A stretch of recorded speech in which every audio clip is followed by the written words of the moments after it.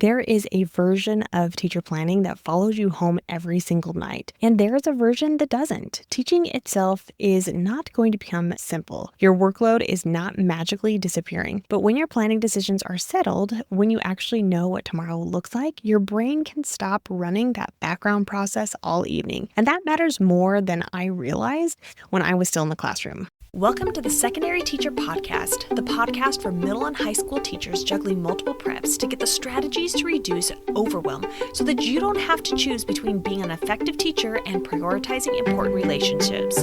I'm your host, Khristen Massic, a 10-year high school engineering teacher, former middle school assistant principal, and teacher coach. Every week, we will discuss strategies, systems, and time-saving tips to help you not only survive, but thrive as a multiple prep teacher.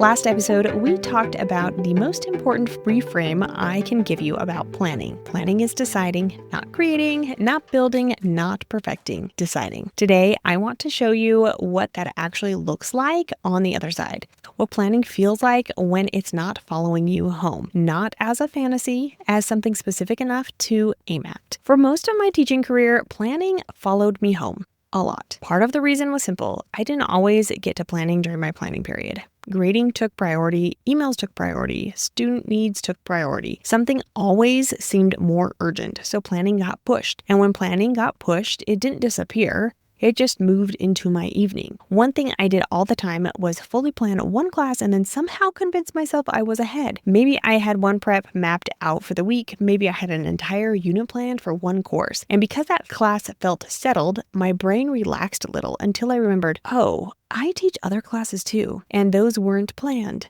That realization usually hit at exactly the wrong time, the night before, right before the class, sometimes even at lunch, and suddenly I was scrambling. That false sense of security was brutal because technically I had been planning. I had been working, I had been productive, but I wasn't actually reducing the amount of uncertainty in my schedule. I had just made one prep feel safe. The rest was still sitting there waiting for me. In the early years, my husband and I would watch Netflix at night. And by watch, I mean the show was on in the background while I sat there with my laptop open and tabs everywhere, half listening to whatever was playing, half building lessons, giving neither thing my full attention. It's a strange kind of exhausted that only teachers really understand. You're home, you're technically relaxing, but you're also still working. And then we had kids. It shifted again. There were nights where bedtime felt like a race, not because I didn't want that time with them, but because I knew once they were asleep, my second shift started. I still had to plan. I still had to figure out tomorrow. I still had to make decisions I hadn't had time to make during the school day. And that is such a heavy way to live because even when you're technically home, you're not really done. That's the phrase I keep coming back to. The low hum of unfinished planning. You can be eating dinner and still be thinking about it. You can be driving home and still solving it in your head. You can be getting ready for bed and suddenly remember the lesson you forgot to finish. The planning may not be in front of you, but it's still taking up space. And I think this is where teacher work-life balance gets really complicated because sometimes we frame it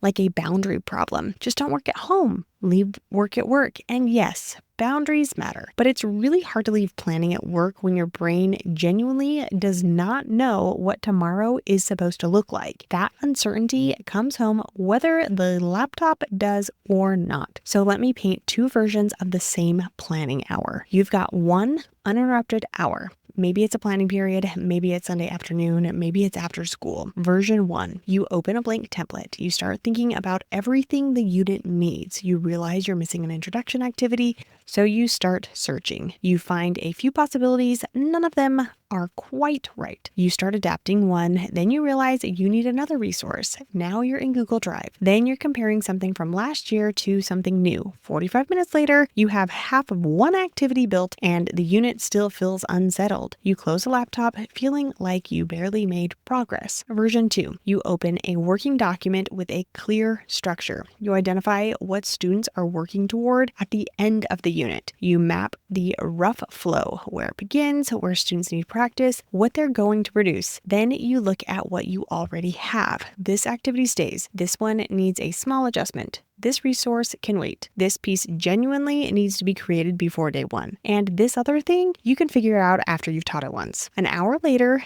maybe every resource isn't built, but the unit is settled. You know what exists. You know what's missing, you know what matters next. That's a very different kind of progress. And here's the part I don't think we talk about enough. When the planning decisions are settled, you can actually stop thinking about the unit, not because it's perfect, not because every slide deck is finished, not because the uncertainty is gone. You know where you're going. You know what still needs attention. You know what can wait. That is what gives your brain permission to shut down the background process. The laptop closes.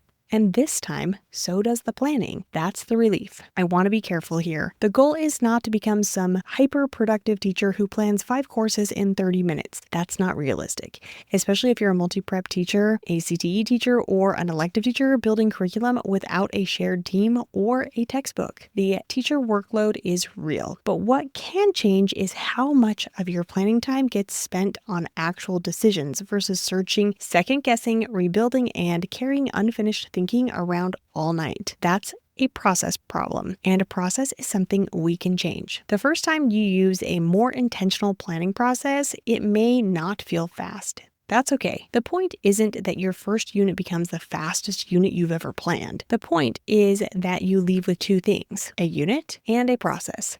So next time, you're not starting from scratch. You're not relearning how to plan. You're repeating a structure that already helped you make decisions. Repeatable, not invented. That's what we're after. In the next episode, we're going to get specific about what makes this possible, because a shift from version 1 to version 2 doesn't happen just by trying harder or caring more. It happens when you have a way of looking at the materials you already have that makes the decisions obvious instead of overwhelming. I've developed a sorting framework for exactly this.